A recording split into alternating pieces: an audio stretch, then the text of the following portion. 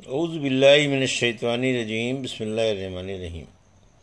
الحمد للہ رب العالمین، والصلاة والسلام علی سید المرسلین و خاتم النبیین، اما بعد۔ صحیح بخاری باب کتاب الزکوٰۃ، حدیث نمبر 1402، اردو ترجمہ۔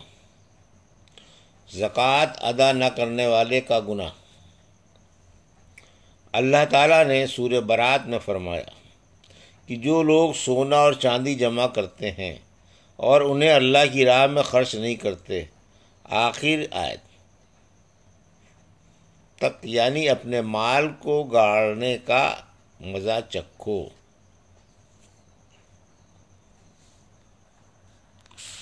ہم سے ابو الیمان حکم بن نافع نے بیان کیا، کہا کہ ہمیں شعیب بن ابی حمزہ نے خبر دی، کہا کہ ہم سے ابو زناد نے بیان کیا کہ عبد الرحمن بن حرمزہ ارج نے ان سے بیان کیا کہ انہوں نے ابو ہریرہ رضی اللہ عنہ سے سنا، آپ صلی اللہ علیہ وسلم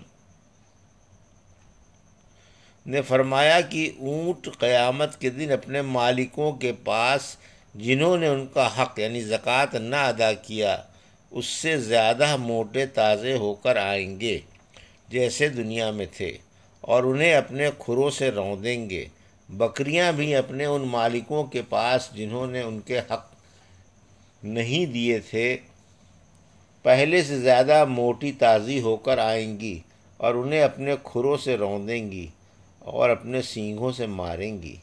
رسول اللہ صلی اللہ علیہ وسلم نے فرمایا کہ اس کا حق یہ بھی ہے کہ اسے پانی ہی پر یعنی جہاں وہ چراگاہ میں چر رہی ہو دہا جائے۔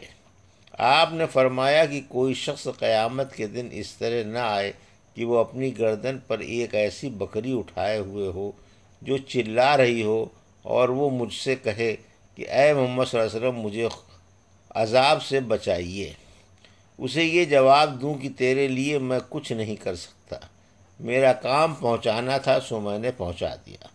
اسی طرح کوئی شخص اپنی گردن پر اونٹ لیے ہوئے قیامت کے دن نہ آئے کہ اونٹ چلا رہا ہو اور وہ خود مجھ سے فریاد کرے اے محمد صلی اللہ علیہ وسلم مجھے بچائیے، اور میں یہ جواب دے دوں کہ تیرے لیے میں کچھ نہیں کر سکتا، میں نے تجھ کو خدا کا حکم یعنی زکوٰۃ پہنچا دیا تھا۔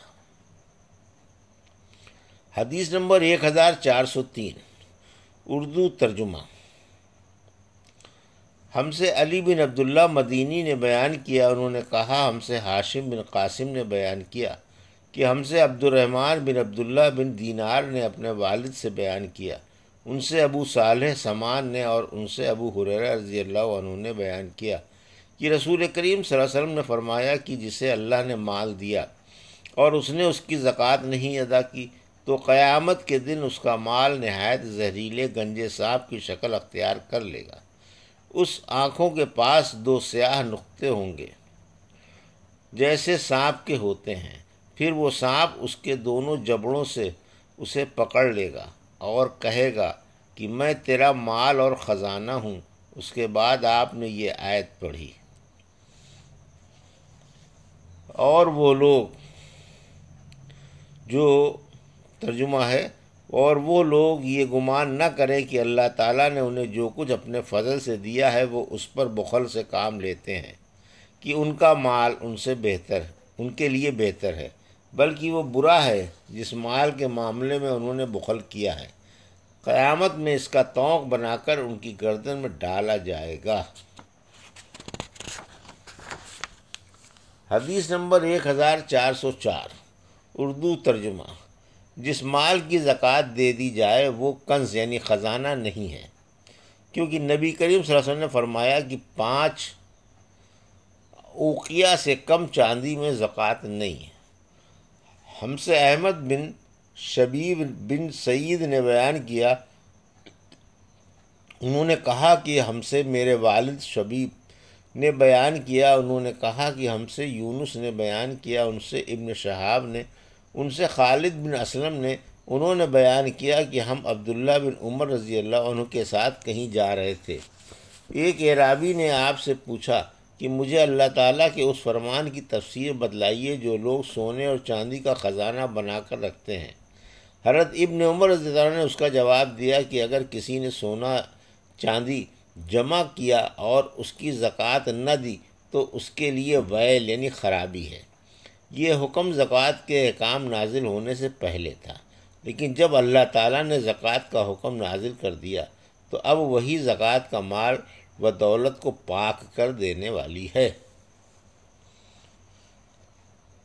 حدیث نمبر 1405 اردو ترجمہ۔ ہم سے اسحاق بن یزید نے حدیث بیان کی، انہوں نے کہا کہ ہمیں شعیب بن اسحاق نے خبر دی، انہوں نے کہا کہ ہمیں امام اوزاعی نے خبر دی، انہوں نے کہا کہ مجھے یحییٰ بن ابی کثیر نے خبر دی کہ عمرو بن یحییٰ بن عمارہ نے انہیں خبر دی اپنے والد یحییٰ بن عمارہ بن ابو حسن سے، اور انہوں نے ابو سعید خدری سے انہوں نے بیان کیا کہ رسول کریم صلی اللہ علیہ وسلم نے فرمایا 5 اوقیہ سے کم چاندی میں زکوٰۃ نہیں ہے، اور 5 اونٹوں سے کم میں زکوٰۃ نہیں ہے، اور 5 وسق سے کم غلے میں زکوٰۃ نہیں ہے۔ حدیث نمبر 1406 اردو ترجمہ۔ ہم سے علی بن ابی ہاشم نے بیان کیا، انہوں نے حشیم سے سنا، کہا کہ ہمیں حسین نے خبر دی، انہیں یزید بن وہب نے کہا کہ میں مقام زبزہ سے گزر رہا تھا کہ ابو ذر رضی اللہ عنہ دکھائی دیے۔ میں نے پوچھا کہ آپ یہاں کیوں آ گئے ہیں؟ انہوں نے جواب دیا کہ میں شام میں تھا تو معاویہ رضی اللہ عنہ سے میرا اختلاف، یعنی قرآن کی آیت جو لوگ سونا اور چاندی جمع کرتے ہیں اور انہیں اللہ کی راہ میں خرچ نہیں کرتے کے متعلق ہو گیا۔ معاویہ کا کہنا یہ تھا کہ یہ آیت اہل کتاب کے بارے میں نازل ہوئی ہے، اور میں یہ کہتا تھا کہ اہل کتاب کے ساتھ ہمارے متعلق بھی یہ نازل ہوئی ہے۔ اس اختلاف کے نتیجے میں میرے اور ان کے درمیان کچھ تلخی پیدا ہو گئی، چنانچہ انہوں نے عثمان رضی اللہ عنہ جو ان دنوں خلیفۃ المسلمین تھے کہ یہاں میری شکایت لکھی۔ عثمان رضی اللہ عنہ نے مجھے لکھا کہ میں مدینہ چلا ہوں، چنانچہ میں چلا آیا۔ وہاں جب پہنچا تو لوگوں کا میرے یہاں اس طرح ہجوم ہونے لگا جیسے انہوں نے مجھے پہلے دیکھا ہی نہ ہو۔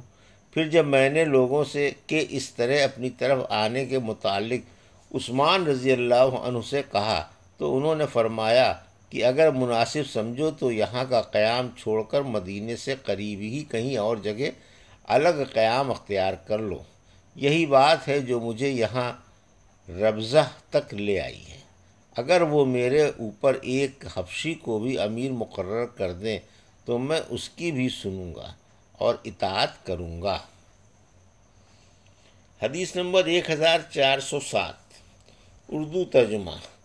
ہم سے عیاش بن ولید نے بیان کیا، انہوں نے کہا کہ ہم سے عبد الاعلیٰ نے بیان کیا، کہا کہ ہم سے سعید جریری نے ابو الاعلیٰ یزید سے بیان کیا، ان سے احنف بن قیس نے انہوں نے کہا کہ میں بیٹھا تھا دوسری سند، اور امام بخاری رحمۃ اللہ علیہ نے فرمایا کہ مجھ سے اسحاق بن منصور نے بیان کیا، انہوں نے کہا کہ ہم سے عبد الصمد بن عبد الوارث نے بیان کیا، انہوں نے کہا کہ مجھے میرے باپ نے بیان کیا، انہوں نے کہا مجھ سے سعید جریری نے بیان کیا، کہا کہ ہم سے ابو الاعلیٰ بن شخیر نے بیان کیا، ان سے احنف بن قیس نے بیان کیا کہ میں قریش کی ایک مجلس میں بیٹھا ہوا تھا، اتنے میں سخت بال، موٹے کپڑے اور موٹی جھوٹی حالت میں ایک شخص آیا اور کھڑے ہو کر سلام کیا اور کہا کہ خزانہ جمع کرنے والوں کو اس پتھر کی بشارت ہو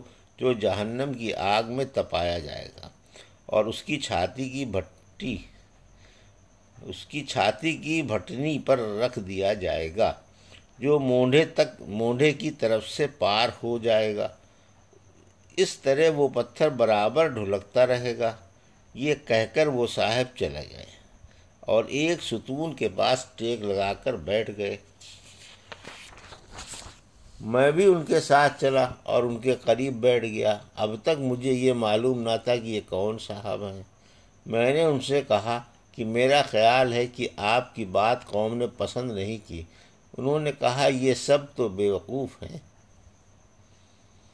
حدیث نمبر 1408 اردو ترجمہ۔ مجھ سے میرے خلیل نے کہا تھا کہ میں نے پوچھا کہ آپ کے خلیل کون ہیں؟ جواب دیا کہ رسول اللہ صلی اللہ علیہ وسلم۔ اے ابو ذر، کیا احد پہاڑ تو دیکھتا ہے؟ ابو ذر کا بیان تھا کہ اس وقت میں نے سورج کی طرف نظر اٹھا کر دیکھا کہ کتنا دن ابھی باقی ہے، کیونکہ مجھے آپ کی بات سے یہ خیال گزرا کہ آپ اپنے کسی کام کے لیے مجھے بھیجیں گے۔ میں نے جواب دیا جی ہاں، احد پہاڑ میں نے دیکھا ہے۔ آپ نے فرمایا کہ اگر میرے پاس احد پہاڑ کے برابر سونا ہو، میں اس کے سوا دوست نہیں رکھتا کہ صرف 3 دینار بچا کر باقی تمام کا تمام اللہ کے راستے میں دے ڈالوں۔ ابو ذر رضی اللہ عنہ نے پھر فرمایا کہ ان لوگوں کو کچھ معلوم نہیں، یہ دنیا جمع کرنے کی فکر کرتے ہیں۔ ہرگز نہیں، خدا کی قسم، نہ میں ان کی دنیا ان سے مانگتا ہوں اور نہ دین کا کوئی مسئلہ ان سے پوچھتا ہوں تاکہ میں اللہ تعالیٰ سے جا ملوں۔ یہ تھی صحیح بخاری باب کتاب الزکوٰۃ کے حدیث نمبر 1402 سے 1408 کا اردو ترجمہ، جو ابھی آپ نے سماعت فرمایا۔ اللہ سے دعا ہے کہ اللہ ہمیں ان حدیثوں کی صحیح سمجھ عطا فرما اور ان پر عمل کرنے کی توفیق عطا فرما، آمین یا رب العالمین۔